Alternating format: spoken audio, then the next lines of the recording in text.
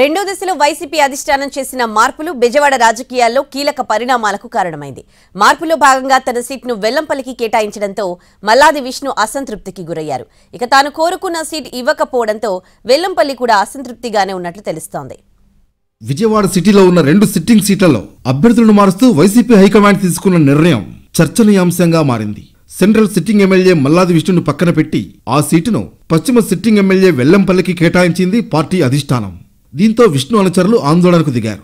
నియోజకవర్గ పరిధిలో విష్ణువర్గం కార్పొరేటర్లు, డివిజన్ ప్రెసిడెంట్లు, ఇతర నేతలు సమావేశం నిర్వహించి విష్ణుకు టికెట్ ఇవ్వాలని, లేకుంటే రాజీనామాలు చేస్తామని హెచ్చరించారు.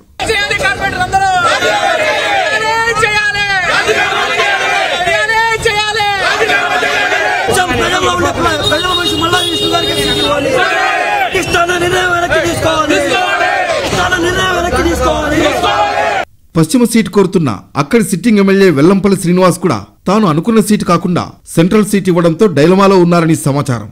అది కూడా తన స్నేహితులు విష్ణును పక్కన పెట్టి టికెట్ ఇవ్వడం వెల్లంపల్లికి ఇబ్బందిగా మారింది. సీఎంను కలిసి తనకు పశ్చిమ టికెట్ను తిరిగి కేటాయించాలని వెల్లంపల్లి కోరడానికి ప్రయత్నాలు చేస్తున్నారని టాక్. ఇదే సమయంలో టికెట్ ఇవ్వకుండా పక్కన పెట్టిన విష్ణును కూడా వెల్లంపల్లి తన అనుచరులతో కలిశారు. విష్ణుతో 20 నిమిషాల పాటు సమావేశమైన వెల్లంపల్లి ఆయన్ని ఓదార్చి తాను పోటీ చేస్తే సహకరించాలని విజ్ఞప్తి చేశారు. భేటీ తర్వాత వెల్లంపల్లికి సహకరించేది లేదని ఖరాఖండిగా చెప్పేశారు విష్ణు అనుచరులు. టికెట్ లేకపోతే ఖాళీగా ఉందామే తప్ప వేరే వారికి పనిచేయమని తేల్చి చెప్పారు. అయితే విజయవాడ సెంట్రల్ సీట్ మళ్లీ తనకే వస్తుందనే నమ్మకం ఉందన్నారు విష్ణు. త్వరలోనే దీనిపై స్పష్టత వస్తుందని తన అనుచరులకు చెప్పారు.